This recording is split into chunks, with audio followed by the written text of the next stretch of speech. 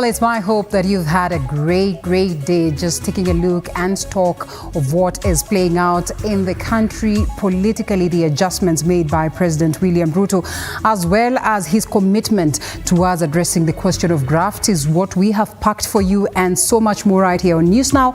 My name is Linda Alela. We have lots lined up for you. But first of all, let's take a look at the highlights. Among the top stories, President Ruto makes public his final list of CS nominees as Alfred Mutua, Kipchumba Murkomen and Salim Vuria make a comeback. Raila allies nominated cabinet secretaries as President Ruto reads the second batch of cabinet nominees. And journalists hold demonstrations against police brutality. All right, News Now begins right away. My name is Linda Alela. We go straight to it. A new Kenya Prisons boss, Quinto Patrick Arandu, has been sworn in as the Commissioner General of Prisons in a ceremony that was held at State House, Nairobi. Arandu is set to replace Brigadier John Warioba, who is proceeding to the terminal leave pending the end of his tenure of office. Arunda, a career officer who has risen through the ranks in the prisons department, said that he plans to modernize prison industries and farm technology with the dual goals of self-sufficiency and contributing to the country's food security. In his first 100 days, he aims to make sure that he implements the recommendations of the Maraga report and revisiting policies and regulations, specifically Cap 90 and 92 of the Kenyan Constitution, to better support the criminal justice system.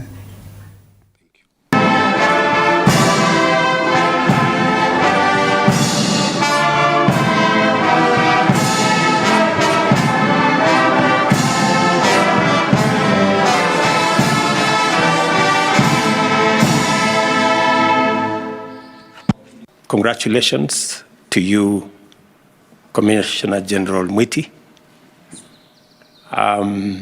for this very well-deserved appointment as Commissioner General in a career that has seen you put many years behind the prison service. I am persuaded and confident that the responsibilities that have been assigned to you as Commissioner General by virtue of this appointment are merited, and the prison service is looking forward to your leadership as you lead the prisons team in making sure that our correctional services are managed appropriately in the best interests of the country. And the reform process that is going on at the prisons will be undertaken under your watch and stewardship. And I want to pledge and commit my support and that of the entire government to you and the prison service as you undertake the great transformation that we want of the prisons service. And President William Ruto has named his second batch of cabinet members, which he termed as the broad-based government. The head of state opted to include the members, that is from opposition coalition, so as to deliver on his promises to the people of Kenya. Some notable faces featured in Ruto's second batch of cabinet as he reassures the Kenyans on his commitment to ensure Kenya moves forward. And of course, even as the president makes his move to restore anxiety, the president has appointed his former cabinet members, likes of Kipchumba Murkomen, and assigned them different ministries. Kipchumba, who formerly held the position for Minister of Roads, Transport and Public Works, is the new CS for Sports, Youth Affairs and Creative Economy. He took up the position of former Minister for Sports, Babu Namwamba, and the former Attorney General, Justin Muturi, is now the CS for Public Service in the event that they proceed through Parliament.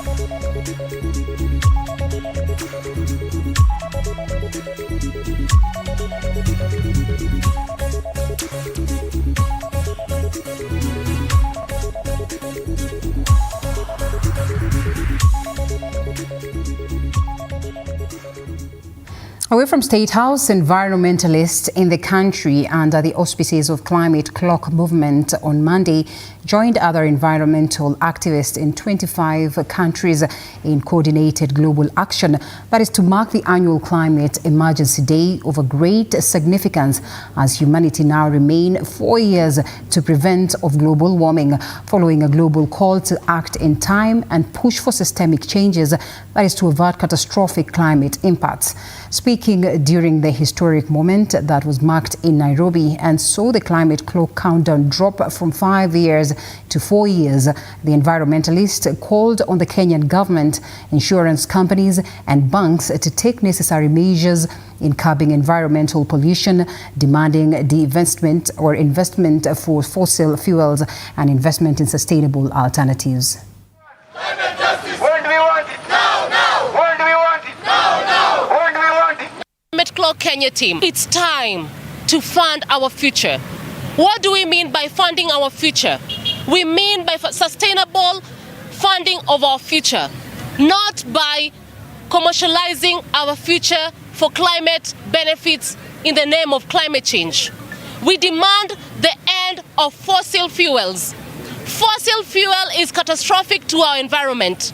As Climate Clock, as we mark the Climate Emergency Day, today being another year where the clock has ticked down from 5 years to 4, we ask ourselves, where is the implementation of the Paris Agreement that was signed off in 2015?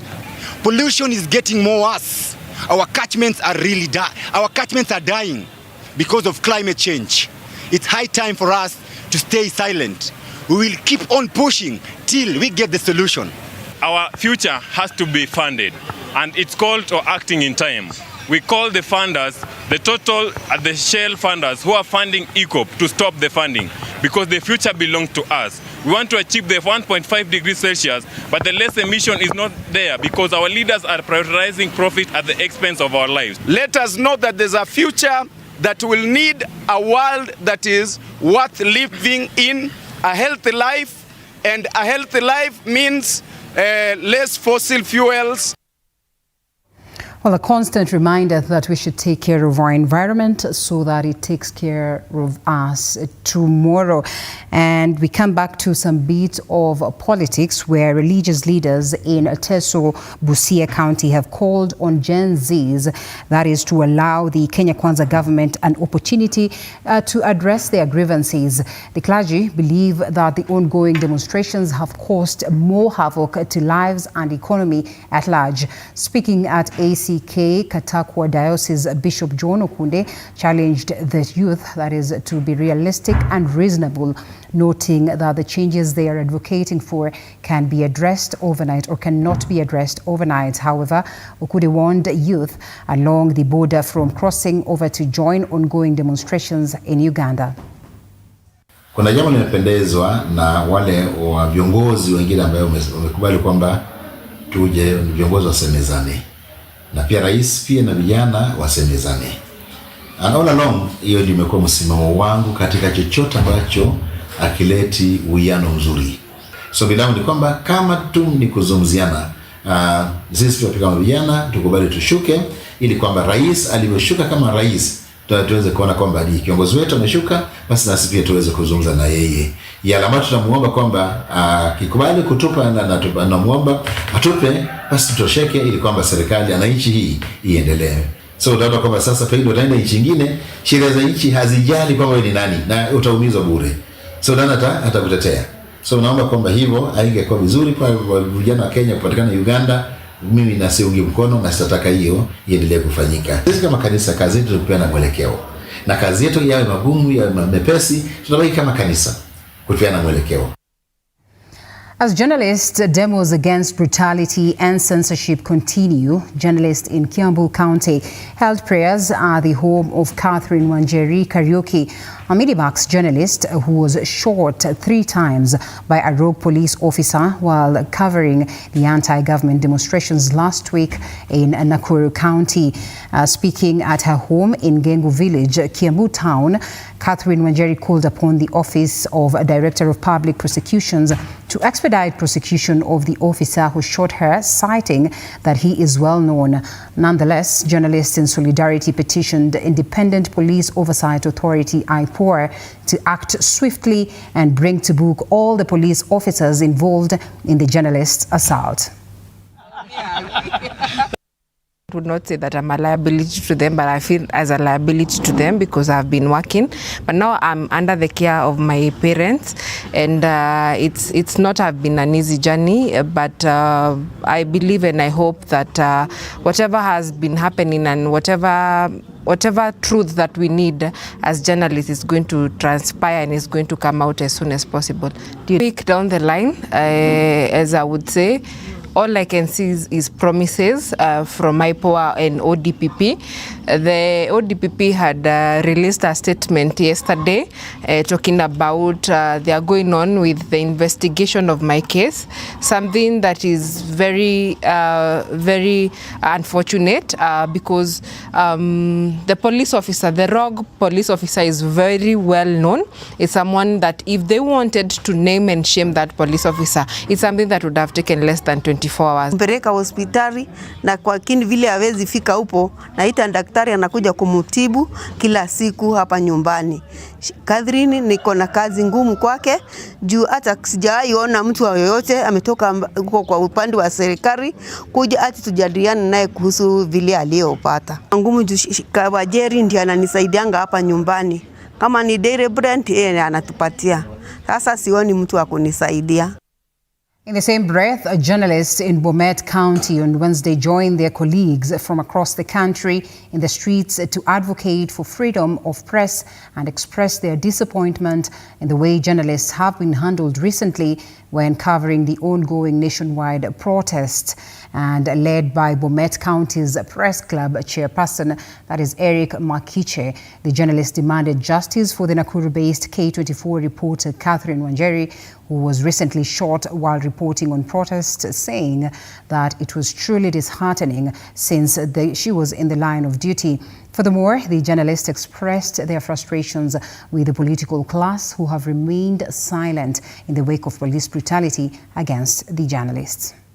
Here not to beg for anything. We are actually gathered here to demand for our rights and our freedom as journalists. The Constitution clearly stipulates in Article 34 about the freedom of press, and so we are here to demand that that provision of the Constitution be respected either by the police, by the government, by anybody. Whenever we are doing our work, we do not want any intimidation, and so we are here to join hands with fellow journalists across the country and even across the world. Tuna uhuru ya kufanya kazi yetu. Ila ni kwa nini wanahabari wanapoenda kufanya kazi yao unapata kwamba amepigwa risasi na afisa wa polisi? Kwa nini? Mwanahabari anajihami na kamera, kitabu, pamoja na kuwa tayari kupeleka ujumbe. Hivi ni kwa nini unapiga risasi mtu ambaye hajajihami? Kwa hivyo kuna haja maafisa wa polisi wajue kwamba muda wao umehesabika na itafika mwisho, na tutakomoa taifa hili kutoka lindi la watu wachache ambao wanadhani kwamba bado tuko kwenye lindi la utumwa.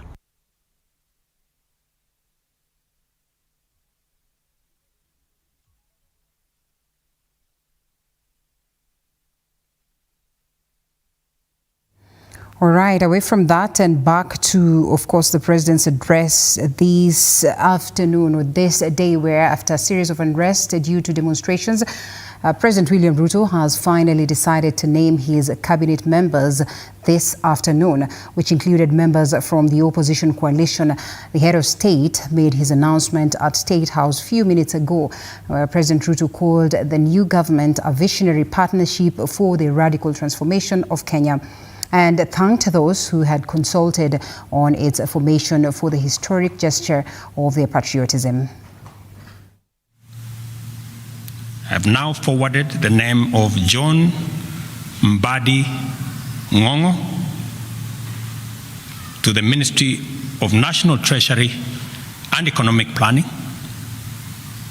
Salim Mvuria Mgala, Ministry of Investment, Trade and Industry, Ms. Rebecca Miano, Ministry of Tourism and Wildlife, the Honorable James Opio Wandai, Ministry of Energy and Petroleum, the Honorable Onesimus Kipchumba Murkomen, Ministry of Youth Affairs, Creative Economy and Sports, the Honorable Hassan Ali Joho, Ministry of Mining, Blue Economy and Maritime Affairs, the Honorable Dr. Alfred Nganga Mutua, Ministry of Labor and Social Protection, the Honorable Wycliffe Ambetsa Oparanya, Ministry of Cooperatives and Micro, Small and Medium Enterprise Development,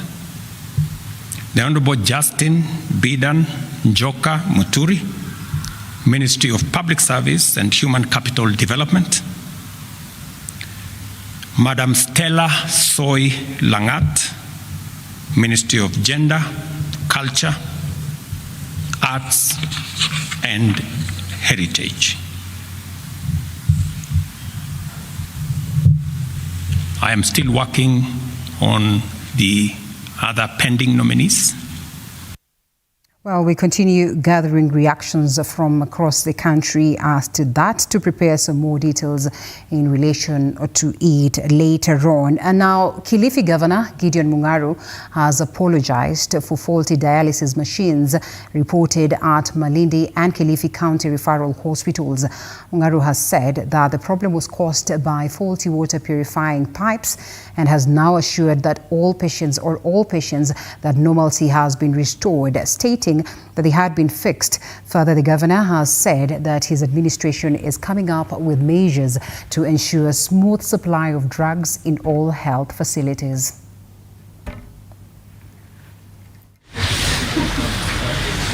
Kuna pump ya maji ilikuwa imevunjika, lakini imetengezwa sababu maji ya dialysis tuna purify.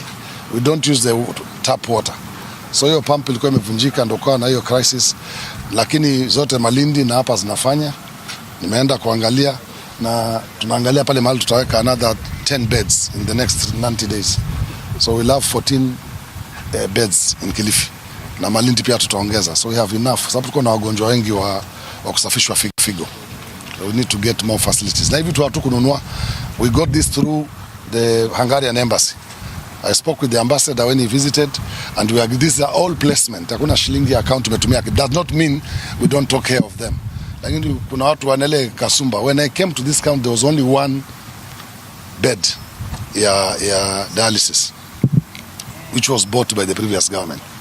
All the beds nafanya sasa hivi, vitanda vyote ambavyo naweka kwa account sasa hii, tumetumia marafiki kupata vitanda, si tunanunua yale madawa ya kutumia.